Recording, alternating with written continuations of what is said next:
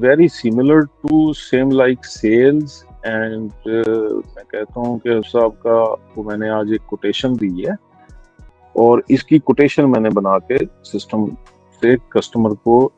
Send कर दी। ये आपकी कोटेशन जब ऐड हो गई है तो यू कैन सी के सेल की विंडो पे जाके आप अब सिलेक्ट कोटेशन का बटन दबाएंगे तो यहाँ पे वो कोटेशन आपको अवेलेबल है। इस कोटेशन को आप ऑर्डर में कन्वर्ट कर सकते हैं और जो इस ऑर्डर यहाँ पे आपको सिस्टम बता रहा है कि आप और कोटेड क्वांटिटी जो है वो 10 है और डिलीवर्ड इसमें से 0 हो चुका है।